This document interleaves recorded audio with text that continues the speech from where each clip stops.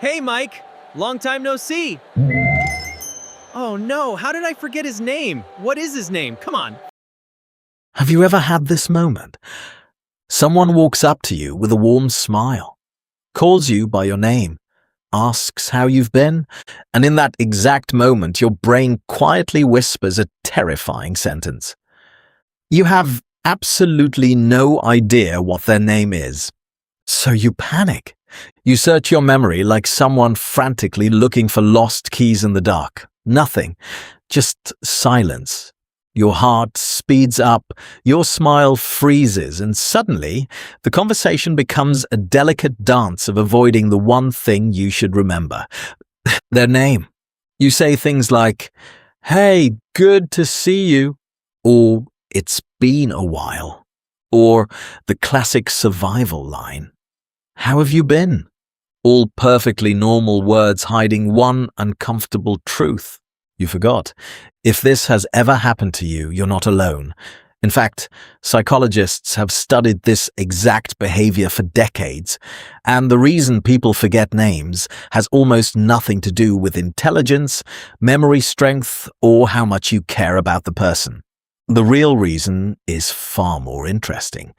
Because the human brain treats names very differently from almost every other piece of information. And once you understand why, something surprising happens. You start to see that forgetting names isn't really a failure of memory. It's a clue about how your mind actually works. But before we get there, let me ask you something strange. Think about the last movie you watched. You probably remember the plot. You might remember specific scenes, maybe even a line of dialogue. But do you remember the names of every character? Most people don't. And that's not laziness, it's psychology. Your brain is constantly filtering information.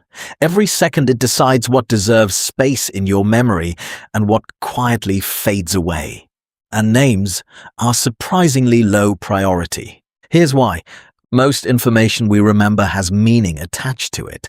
If someone tells you the meeting is at 4 p.m., your brain connects that information to consequences. Being late matters. If someone tells you this food is spicy, your brain connects it to physical experience. But a name is often just a sound, a label with no immediate meaning. Imagine meeting someone named Daniel. Unless you already know a Daniel or the name reminds you of something personal, your brain has nothing to attach it to. No image, no emotion, no story, and the brain is terrible at storing isolated information. Psychologists sometimes describe memory like a web. Ideas connect to other ideas. Stories connect to emotions, experiences connect to sensations, but names often arrive alone. They float in your mind with nothing to hold on to. So, your brain quietly lets them drift away. But that's only part of the story, because some people seem to remember every name they ever hear. They meet someone once, and months later they greet them perfectly, which raises an interesting question. Are those people simply gifted with better memories? Not exactly. Research in cognitive psychology shows that people who remember names well are not necessarily smarter or more intelligent. They simply do something most of us don't realize we're failing to do. They pay attention at the right moment. Think about the typical moment when someone introduces themselves. "Hi, I'm Sarah." But what is your brain doing in that exact second? Most of the time, it's not focused on the name. You're thinking about your handshake, your posture, whether you look confident, what you're going to say next. Your mind is busy performing socially. And when the brain is multitasking, memory formation drops dramatically. Studies on attention show that when people are mentally distracted during introductions, the chance of remembering a name drops by nearly half. Which means forgetting names isn't a memory problem, it's an attention problem. But here's the twist most people don't expect. Even when you do hear the name clearly, even when you repeat it, even when you try to remember it, your brain can still lose it later. And the reason why reveals something deeper about human psychology, because forgetting names is sometimes connected to something we rarely talk about: social pressure. And in the next moment of this story, you'll see why the very act of trying to remember a name can sometimes make it even harder to recall. Social pressure does something strange to the brain. It makes simple things feel complicated, and remembering names is one of the first things it disrupts. Think about a typical social moment. You meet someone new at a gathering, a workplace event, maybe a friend's birthday dinner. The room is full of conversations, small laughter, people moving around. Someone turns toward you and says, "Hi, I'm Alex." A perfectly simple moment, but inside your mind, several things happen at once. You're wondering if you look confident. You're deciding what to say next. You're evaluating the situation. You're thinking about how you're being perceived. Your brain is performing social calculations. And while all of this is happening, the most important detail of the moment quietly slips past your attention: the name. Psychologists have found that stress, even mild social stress, weakens the brain's ability to encode new information into memory. Not because the brain stops working, but because it shifts into a different mode. Instead of absorbing information, it focuses on navigating the social environment. In simple terms, your brain becomes more concerned with "how am I doing in this interaction?"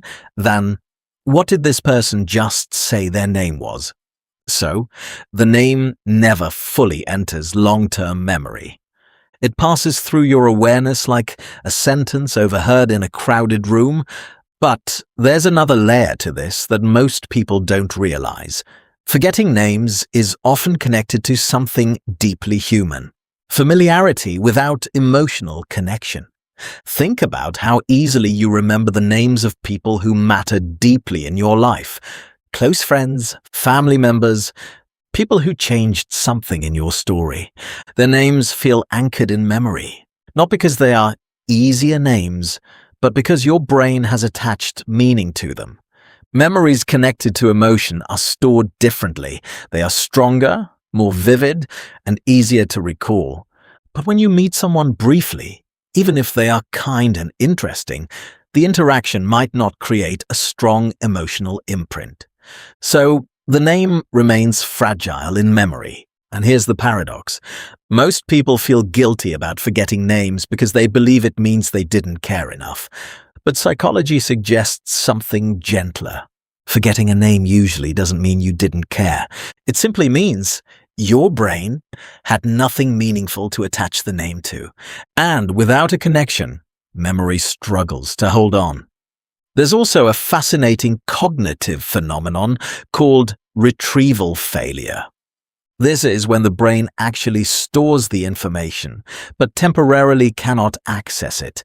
You might experience this in a very familiar situation. You're in the middle of a conversation. You know the person's name. You can almost feel it in your mind. But the harder you try to remember it, the further it seems to move away. Your brain feels blank. Then, hours later, while washing dishes or walking outside, the name suddenly appears in your mind as if it had been there all along. And in a way, it was. The memory existed, but pressure blocked access to it. This happens because stress activates a part of the brain designed for quick decision-making, not careful recall.